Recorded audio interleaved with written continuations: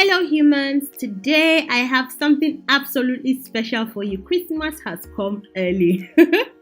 I'm going to show you how to make smoky patty jollof rice without the need to burn half of your rice. In the past, we have traditionally burnt our rice to get that smoky flavor, but no more. You do not need to burn that rice. You will get the smoky flavor. People will think you cooked it on firewood and you will not waste your rice. Okay? If you're interested in seeing how I made this, keep watching. First, we're going to start with making our stock. I think goat meat is the absolute best for making jollof rice, goat meat stock. So that's what I'm doing now. To my pot, I've added in some goat meat, some seasoning, some salt, garlic and ginger powder as well.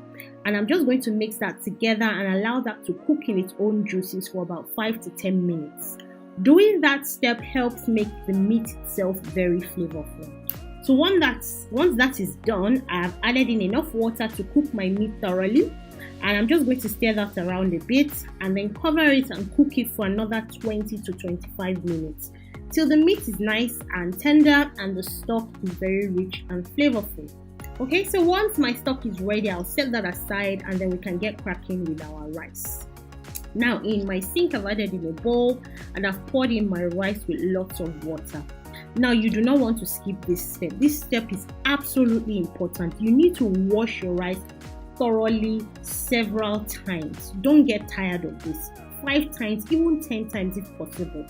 The reason for this is you do not want your rice to be clumpy. If you look in the sink, it looks as if I poured milk in the sink. Obviously, it's not milk. It's the starch from the rice.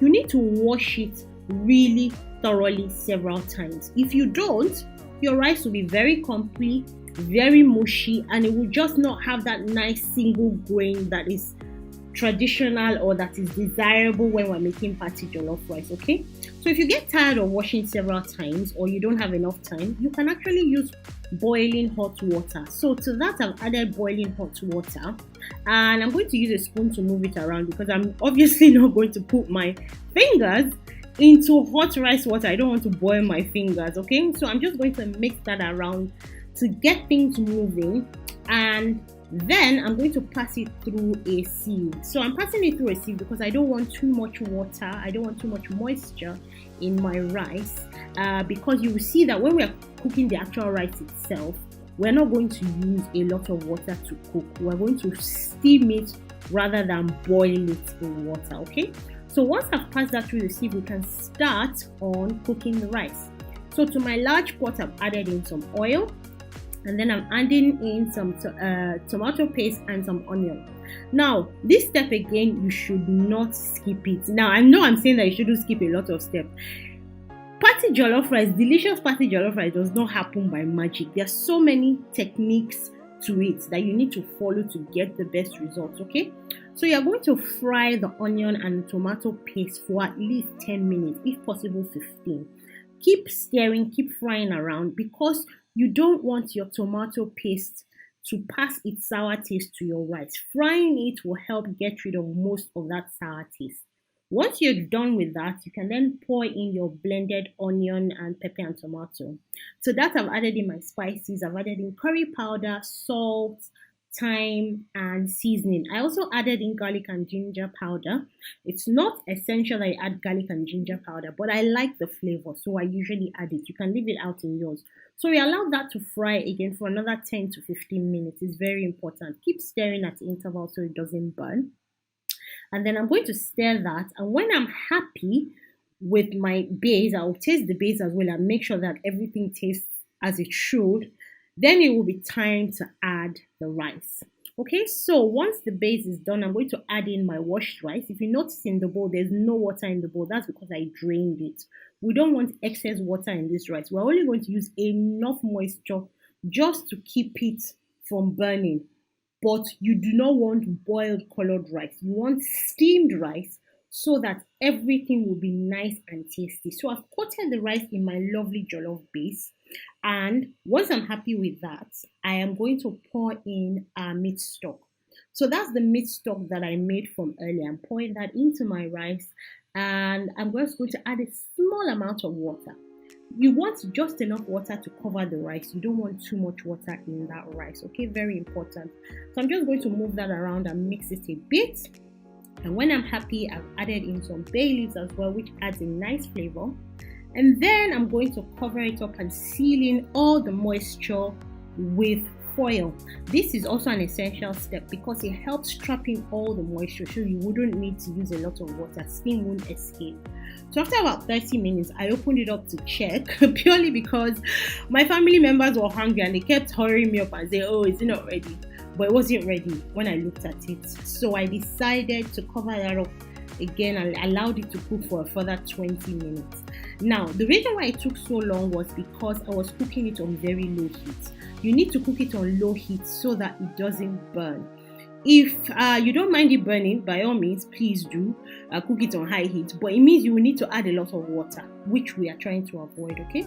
So after about 20 minutes, I came back and it was nice and done. So I just put in my wooden stick to fluff up the rice a bit, just to make sure that it wasn't compacted. And as you can see already, the rice is well coated in my lovely jollof base and lovely jollof sauce. It was tasting delicious at this point because I had a little bit of a taste at that point. Okay, so I added in some onion, and some people add in tomatoes, some people add in both. But I like the taste of fresh onion in my jollof rice, so I just added that in and I mixed that and it was lovely. But we're not done. This is the part where we make the smoky flavor, okay? So I switched on my little camp gas and I put in there a small piece of coal. Now, once the coal starts to get white, you know that it's ready. You just want to heat it up for about 5-10 minutes till it's nice and white. So into my rice, I put in a folded piece of foil and I put my hot coal on top of that. Now this is where the magic happened. I poured in a little bit of oil on it to create that smoke.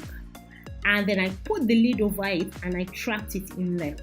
Now, because I didn't want any of the smoke to escape, I used a piece of foil to cover that little tiny hole in the pot, okay? So after about 5 minutes is enough for you to smoke this quantity of rice. I opened it up and the aroma was divine. I'm telling you, this is a game changer. When I gave it to someone to taste, they did not believe that I did not cook it on firewood. It is absolutely delicious. As you can see the rice, look at it just pouring. Nothing is clumping together. It is just nice and individual. I love individual jollof rice. I don't like it clumpy. Look at how gorgeous that looked. And then I served it with nice plantain, and then of course I had to serve it with a massive piece of chicken because why not? Absolutely delicious, absolutely gorgeous. This is just something that you should definitely add to your Christmas menu. Now I'm going to taste that for you and let you know. Of course it was delicious because Mrs. Kush cooked it. I hope you try this method very soon. Thanks for watching. Bye.